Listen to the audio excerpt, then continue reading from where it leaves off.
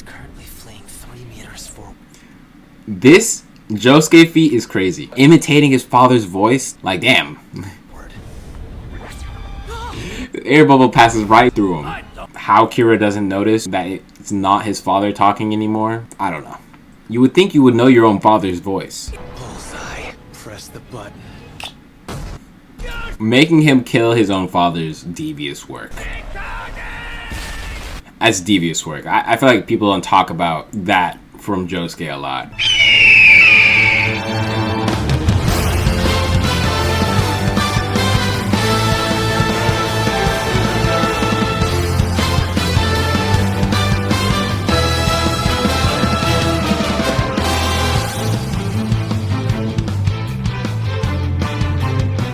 What's good, YouTube? Welcome to another episode of Fight Analysis for JoJo's Bizarre Adventure. Now, we are getting into part 4. One of my favorite JoJos, Josuke. And of course, the fight we're going to be doing is Josuke versus Kira. Now, this episode, you might notice is a little bit different because the audio for the episode is going to be in dubbed. I would do subs, but the quality of the episode would be lower. For some reason, I can't get it in good quality. So we're doing dubbed. And I actually never listened to the dub before. So, like, parts of this is going to be new to me, you know? Doing a fight analysis and dub is going to be a little crazy, but I'm excited for it. So with that being said, of course, if you like this sort of content, you want to see me do more fight analysis, whether it be on JoJo's fights or other fights, be sure to drop a like, drop a sub, you know the deal. Let's get into the fight analysis. So I was thinking like, oh, what time does the fight start? And I feel like we all know where the fight starts in this fight. Kira has this kid cornered. Bites the dust has already happened. He's been going in loops. People have been dying. You're the one who revealed his own secret identity. Yep, Kira revealed his identity,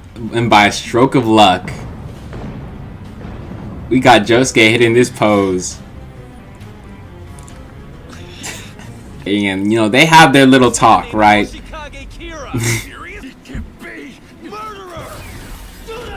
Ooh, and he hits that first strike. He doesn't really know if he is Kira. He only heard him say the name Yoshikage Kira. And the only person that really know the name, other than the people he knows, would be the murderer himself. So him doing that hit was valid. It's fair game. And if he's not the murderer, he could just heal him. I have to deactivate Bites the Dust so I can defend myself from... Something else I forgot. He doesn't even know how many people died from Bites the Dust. So he'd need to deactivate the ability just so he could pull out his stand, and that's when they know for certain that he is Kira. It's chilly. I like that they put this part in the fight. Just, what? My neck! But he doesn't blow up, which is clean. And the other times that they're supposed to blow up, doesn't happen. You brought this shit on yourself when you murdered Shigetsu, you freaking idiot! You're a sick son of a bitch who kills for fun! I do like their voices in English, I'm not gonna lie. They be letting them have it. So yeah, they're just taunting each other, really. So yeah, the stand is getting in the stance, you know, fighting position. There we go. Now they are scrapping. And they're really moving in this fall frames. Sweep the leg. Counter!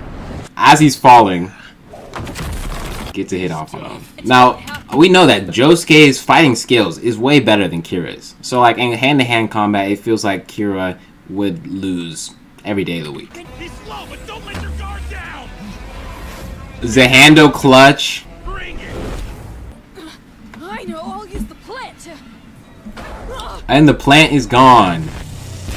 The air bubbles, air bombs are now in effect. A hole through his body. I keep forgetting, like, this is a crazy injury, but like, injuries don't really mean anything in this season unless it's on the main character. As in, like, nothing's lethal unless they actually die. That's why I kept my pet. So he put the plant in his belly, which is just a crazy play. Like, Kira is always just about upgrading his abilities. He stabbed himself with the arrow a second time just to get that extra Bites the Dust time variant ability. It's like he has like already a clean power, but he's just making sure that he can protect himself. The only thing is how Killer Queen is able to open up his stomach and put this plant in there, no clue. I have no idea how he does that. Like, maybe Killer Queen is a robot. Like, his stand is a robot. Made of metal, maybe. Now they're screaming. No, it's nothing. Like, they just heard this gut-wrenching scream. How often do you hear gut-wrenching screams? They heard this. Joshua really turns and says, Something wrong, Mr. Jotaro? No, it's nothing. nah, must have been the wind. It is kind of fair that they didn't bring the rest of them into the fight because this is the final fight. Of course we'd want it to be a 1v1, not just like a 5v1 gang up on the big bad guy, right? So like, it could be excused. It could be excused Jotaro saying, nah, it was just the rain. It was just the wind. Explode. Another stance. You can't see it? Yeah. It's that weird bubble thing! I don't know how the kid's seeing this and Josuke's not. This like seems hopeless for Josuke.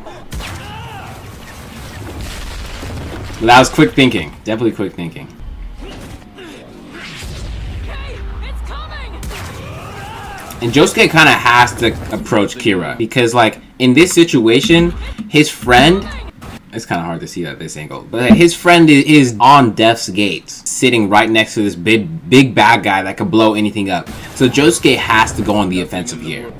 Oh, and that's unfortunate. And so Josuke takes a nade to the face, pretty much. Not that bad of an explosion, but you know, explosion is an explosion. Because of the gap in the wall. I don't know how he didn't reassemble that wall to perfection. How that bubble was able to get through, but I guess Josuke is slacking. You won't escape with your life this time. Now the tables have already turned. The second they're not doing hand-to-hand combat, and he has some tricky trick up his sleeve, now Josuke's on the ground. Why Kira doesn't just blow up his friend right here, he has the advantage, and Josuke has to approach. There's no way to dodge it! What do you mean, dodge it? Yeah, exactly. Like, he has to go forward. And he goes right to it.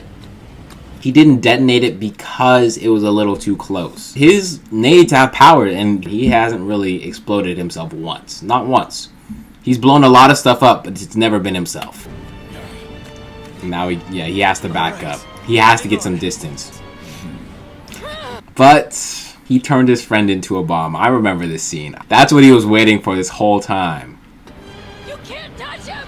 Trust me on this! I don't know how he was able to detonate that one bubble and then already touch Okuyasu. Like, he must have done that so quick. Like, as soon as he detonated, he touched his foot or something.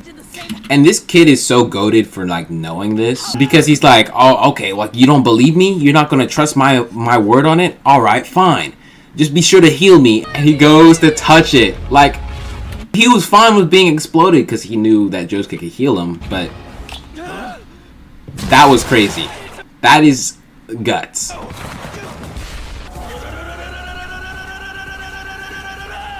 And so technically he died for like a millisecond, but since it was so quick, he was able to heal him back to completion. And now another stance. Every time he pulls out Deadly Queen, he has a different stance, which is just so clean. Another air bubble, completely invisible this time. Was his soul leaving at this point? Like, he was on death's row. He pretty much passed out while he was dying. So he got healed, but his soul is still like, you know, oh, where should I go? Like Joe throwing the touchdown pass of a winning game. Kira making football references, referencing the Niners. Like, come on now. I think he just jumped up on my anime villain list because, like, what other anime villains are referencing the 49ers when they're about to kill somebody? Like Joe Montana throwing the touchdown pass of a winning game. This is probably only in the English version. Josuke does something really crazy. He uses his blood to cut the balloon. The bubble. It does hit Kira just a little bit. What the heck's going on? Josuke starts flying. I forgot what the explanation was for this. Once that got lodged in me from the first Oh, this is crazy. This is crazy. So he uses the pieces of road, the concrete that's in his shoulder to pull himself backwards, making it look like he's flying. That must have hurt a lot. And he could have kept a straight face all throughout that. And of course he had to wait for the last second on that. If he did it any earlier, Kira could have held the explosion, so he had to do it right when the bomb exploded. Into the house they go. Leaving this villain alone is kind of crazy. Like, now he's just out on the street.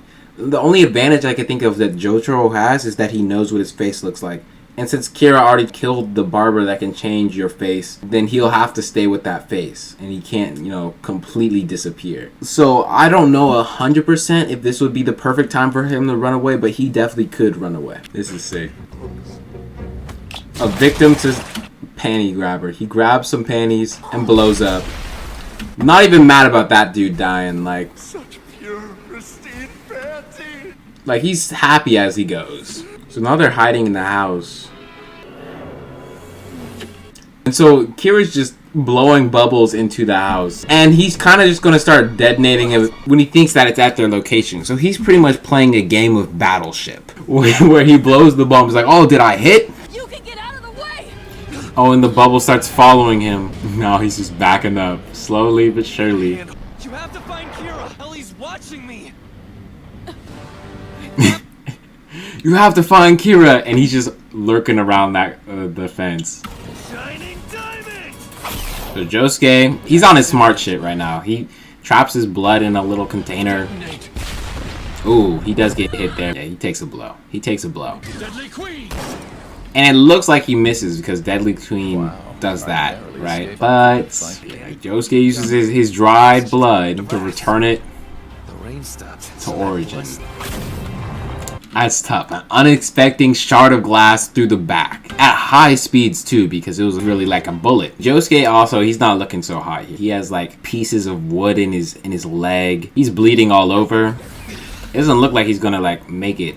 Well, he just has to keep doing those shard bullets. But now Kira, he got hit once. He's gonna know. Just one more shot. It's funny because it feels like they're playing Battleship, but they're both cheating at Battleship, right? Like they both have cheats. One's homing to the exact position. Actually, they're both homing to the exact position. They just have a different amount of power. Bask in victory. Look at that homing. It's crazy. He sets the kid's jacket on fire, but who was in the jacket? Ooh. And that's exactly how he knew where Josuke was. I see Josuke. He's currently fleeing 3 meters forward. This Josuke feat is crazy. Imitating his father's voice, like damn. The air bubble passes right through him. How Kira doesn't notice that it's not his father talking anymore, I don't know. You would think you would know your own father's voice. Bullseye. Press the button. Making him kill his own father's devious work. That's devious work. I feel like people don't talk about that from Josuke a lot.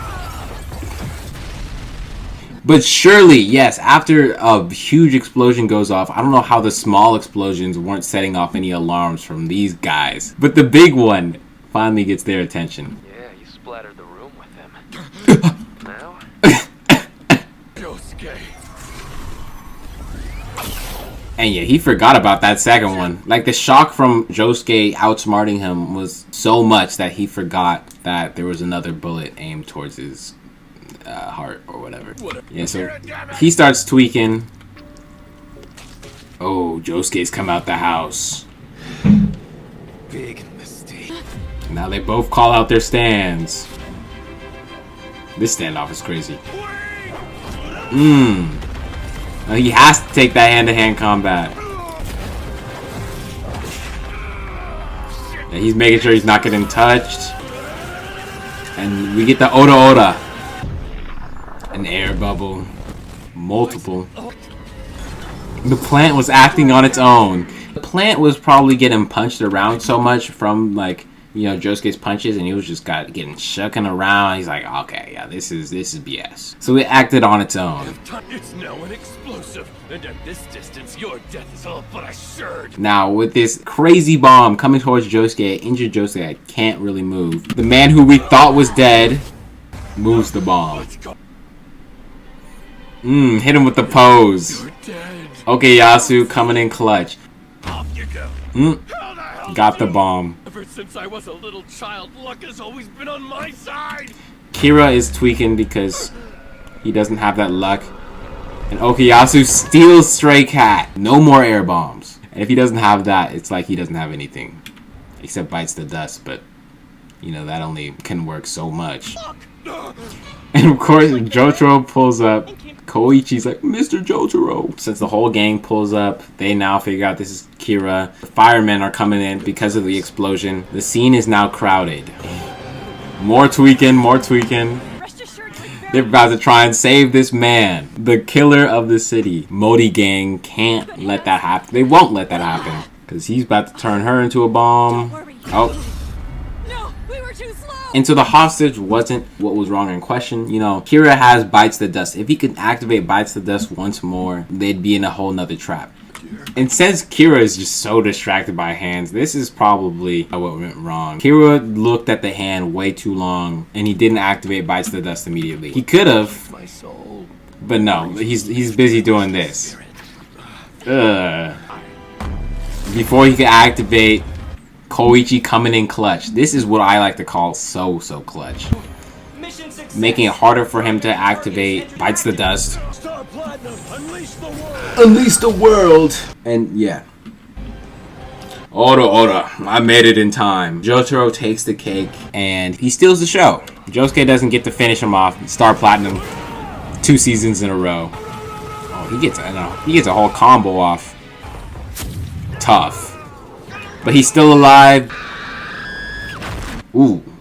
Dies to the ambulance. This fight was a good fight. I like to think more about the fight between Josuke and Kira because Star Platinum does, you know, just kind of steal the show with the whole time stop. But in this fight, we did get to see a lot of like clean Josuke versus Kira, like them pretty much playing battleship with their abilities. And of course, Kira couldn't handle Josuke within close range, so that's all that Josuke was really trying to do. Okuyasu also coming in clutch, Koichi coming in clutch, like everyone was coming in clutch. I still am a little bit salty that it wasn't a whole 1v1 because they held off these characters so long from coming into the fight. Now, with that being said, I'd like to rate this fight, I will say a 7 out of 10. Now, that would be just actually between Josuke and Kira. If I had to rate the whole fight, I'd be like 6 out of 10, just because like other people came in at the end and it wasn't just between Josuke and Kira. Now, was there anything like wrong with this fight?